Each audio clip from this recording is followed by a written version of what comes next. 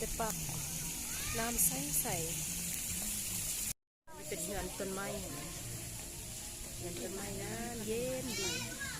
น้อยสิขึ้นไปไปขึ้นไปเดี๋ยวขึ้นมากับพอดีมาเจอร้านกาแฟหอมแซ่บเด้โอ้งามไดโนเสาร์อย่างแด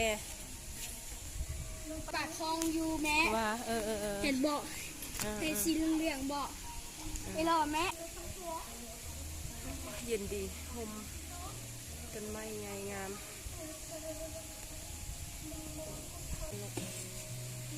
มีคนอาบน้ำเลยวิวงามแห่งแต่ปักงาม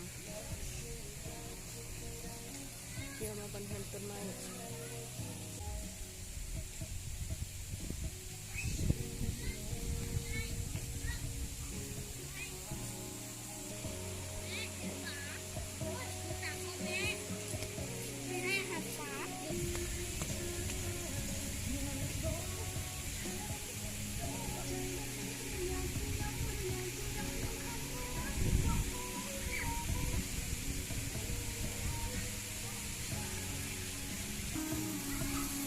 มีสระว่ายน้ำเด็ก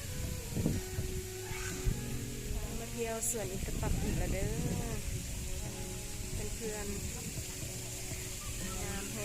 หงวิวนี่น้ำกระใสสีฟ้าเลยน้ำแล้วก็น้ำทะเล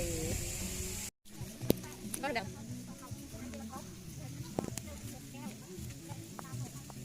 กินใจก้อนกับบ้านเราดีๆไปไหนตามคือเนาะแล้วตามนะ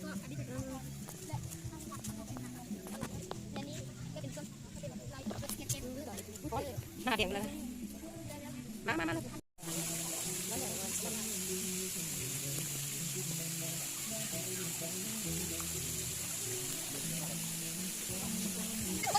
มาไปเลยได้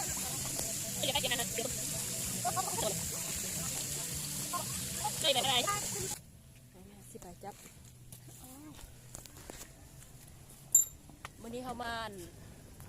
ทางอันนี้มันต้นหมักมอนก็จะเห็นเป็นประตูโขงเลยงามส่วนอีกปักฮ้อนเขาสิพาเลาะจักหน่อยก่อนไปว่าแล้วก็ไปอุโมงค์นี่แล้วอุโมงค์ถึงแล้วทุกอย่างยินดีต้อนรับสู่อีตาปาโอเคจะได้รีวิวไหมเด้ออันนี้เป็นซีรีส์โอริซาที่สนับสนุนโดยซัมเมอร์บีนี่